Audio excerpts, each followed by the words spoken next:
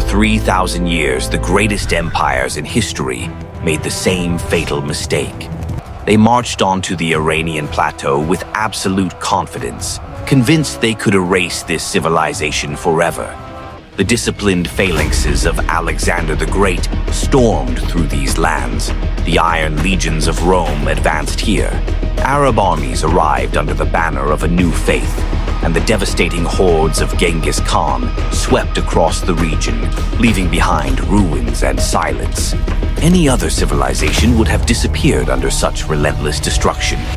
They would have dissolved into history, just as the Babylonians, the Hittites, and the Assyrians once did. But Iran did something no empire could predict. It survived again and again, not by resisting forever, but by transforming those who conquered it. Within generations, invaders began speaking Persian, adopting Persian customs, building Persian cities, and ruling through Persian systems. What could not be defeated on the battlefield was reshaped from within. So how did this civilization endure while others vanished? How did it preserve its identity across thousands of years of invasion? And why did a land once known to the world as Persia choose to reclaim its ancient name, Iran? This is the story of a nation that redefined time, turned history into a struggle between light and darkness, and mastered the art of losing battles while preserving its soul. To understand this, we must go back to the very beginning. While many point to Mesopotamia or Egypt as the cradle of civilization, Iran's story runs just as deep. Tens of thousands of years ago, early humans walked these lands. But by around 7,000 years ago, something remarkable began to emerge. Organized settlements, advanced pottery, and early urban life. Cultures like Jiroft and ancient sites such as Silk reveal that civilization here developed alongside the earliest centers of human progress. One of the earliest powers in this region was Elam, centered in the city of Susa. By the 3rd millennium BC, Elam was strong enough to rival Mesopotamian states. In fact, one of the most important moments in human history occurred here, when the Akkadian ruler Naram Sin went to war with Elam. The conflict ended not just in conquest, but in agreement.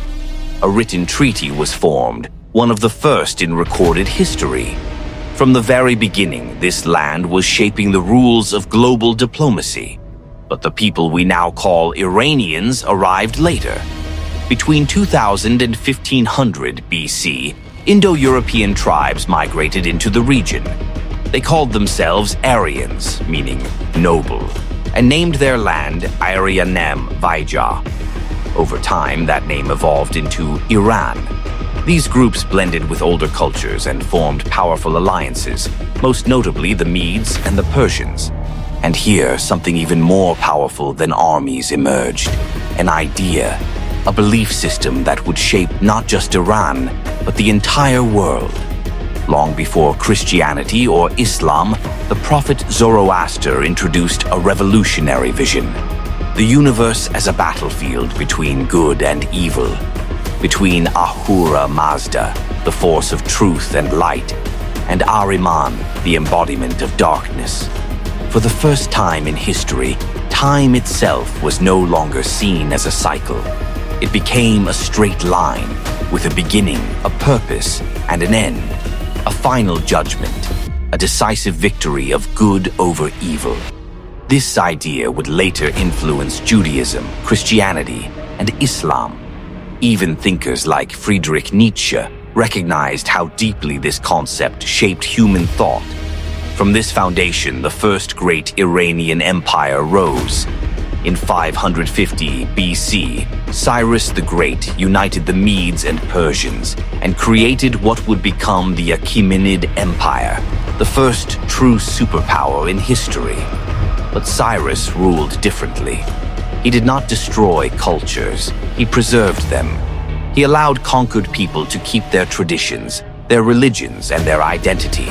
His successor, Darius I, expanded this empire from Egypt to India. He built roads, introduced a unified system of governance, and connected millions under one rule. It was an empire not just of power, but of organization and vision. Yet even great empires fall. When Alexander the Great invaded in 330 BC, the Persian Empire collapsed. Persepolis burned. It seemed like the end of everything. But it wasn't, because once again Iran adapted. Greek rulers tried to impose their culture, but instead, they were slowly absorbed. Iranian traditions reshaped their conquerors. Soon, new Iranian powers rose, the Parthians and later the Sassanids, reclaiming control and continuing the legacy. For centuries, they stood as equals against Rome and Byzantium. Then came another turning point. In the 7th century, Arab armies conquered Iran, bringing Islam and a new language. It seemed like the final transformation. But once again, Iran did not disappear. Instead, it reshaped Islam itself. Persian scholars, poets, and administrators became central to the Islamic world. The language survived, the culture endured. Even when the Mongols arrived in the 13th century, unleashing destruction on an unimaginable scale, the pattern repeated. The descendants of Genghis Khan did not erase Iran, they became part of it. They adopted its religion, its language, and its identity. Time after time, Iran did not resist change, it controlled it. In 1501, Shah Ismail I reunited the land and established a new identity, making Shia Islam the foundation of the state. This decision would shape Iran's place in the world for centuries. But the modern era brought new challenges. Foreign powers, Russia and Britain, intervened heavily, dividing influence and weakening the nation. By the early 20th century, Iran was struggling to maintain control over its own future. Then, in 1925, a new leader emerged, Reza Shah Pahlavi. Determined to modernize the country and redefine its image, he made a bold decision in 1935. He asked the world to stop calling the nation Persia and instead use its true name, Iran. This was more than a name change. It was a declaration of identity, an assertion that this was not a relic of the past, but a living, evolving nation. The 20th century would bring even more upheaval, culminating in the Iranian Revolution, which transformed the country into an Islamic republic and reshaped its relationship with the world. And today, Iran exists in a strange dual identity. To some, it represents tension, conflict, and political struggle. But the name Persia still carries echoes of beauty, poetry, and ancient grandeur.